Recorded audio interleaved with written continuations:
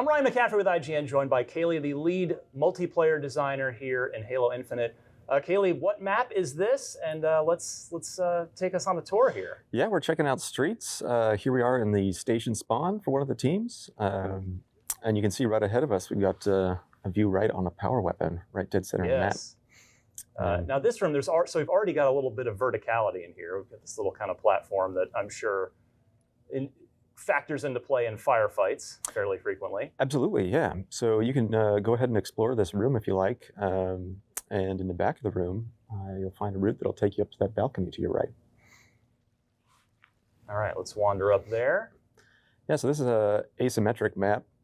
So the layout is different all over. And each team spawns in a slightly different part of the map. You got the other team spawning on the opposite side of the power weapon, and that's contested right off the break between both teams. A shock rifle mounted on the wall here. Yeah, so you can get up in this balcony here and take some sniper shots across the map, but there's very specific sight lines here that are constrained, and you see you've got these palm trees a bit in your view as well. So what you're able to contest from up here and who you're able to put shots on is very specific. All right, so, and this is set in New Mombasa here, the New Mombasa Transit Authority. Very cool setting. Let's wander down here into the main street. A couple of spike grenades. So, this is clearly not a large map. Would you say this is kind of an arena 4v4? Yep, this is arena 4v4 space. And yeah, it's one of our medium to small maps. This map is playing really strong with our strongholds mode, as well as oddball as well. Some fun art on the walls over here. And yeah, if you explore this place, there's lots of really fun depth to the art that our team put together. Lots of fun little things to explore, and all the signs and all the different shops that are in this level, which is really fun to put together. All right, so we're in the cafe area here. A pulse carbine on the wall. Yeah, and as you go through these different areas, you're going to see those weapon racks on the walls with different weapons highlighted there.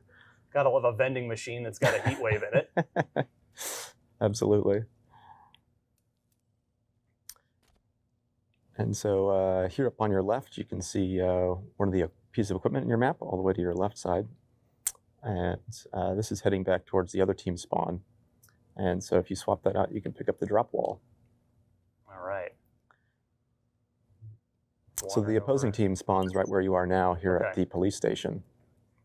And if we continue off this way, you can explore that space. So the intention seemingly is everybody's going to rush that rocket launcher to kick things off.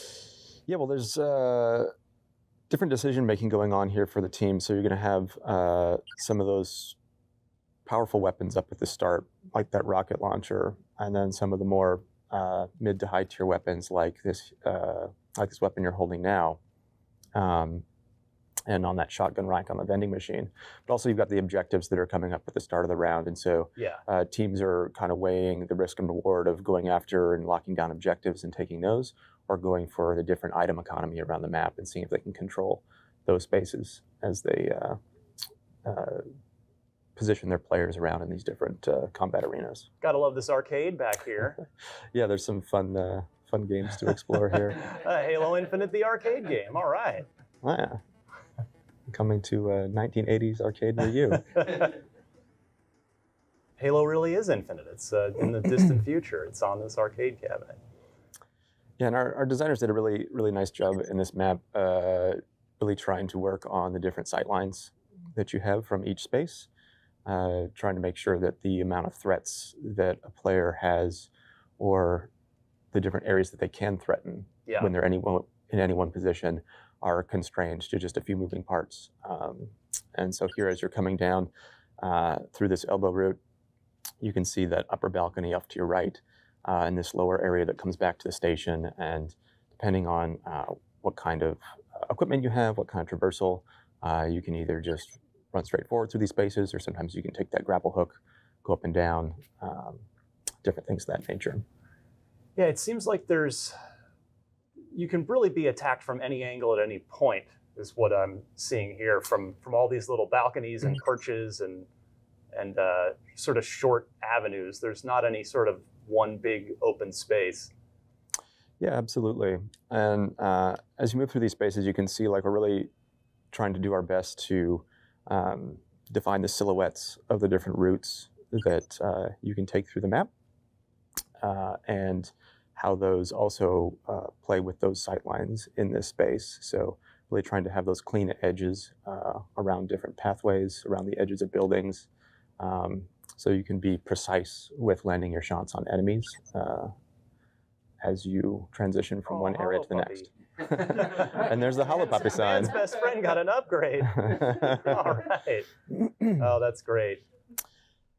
So you mentioned strongholds. What are your other preferred game types on this map so far? Yeah, our oddball mode in here plays really, really fun, and is also one of our competitive modes in this map. I could see CTF being really interesting here. Yeah, it's something that we'll see how that plays out. It's definitely something players can put together in custom games on here.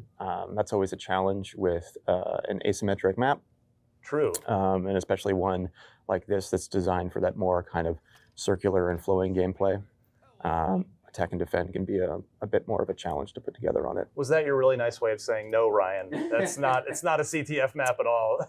and don't. That's my way of saying, like, usually players can put together stuff in custom games that we never thought of. It's almost as if you're the multiplayer designer and I'm just an idiot that doesn't know anything. Now, this is a really interesting space. So you've done a couple revolutions here, so you can see how as you're taking these different routes, you just kind of swing back around, you come back to these spaces, and players are going to quickly learn how they can transition from one side of the map to the other and the different options they have in doing that. And as you press forward here and kind of work back towards that police station that's in front of you there, you'll be able to see up at about your 1 o'clock there that as you come up to this birdhouse up here, across to your right, there's actually a little balcony that you can climb up on up that way. And there's a few different areas in the map where you can take different traversal paths to jump up and get some kind of more flavorful areas that you can traverse through the space. Okay, very cool. Yeah.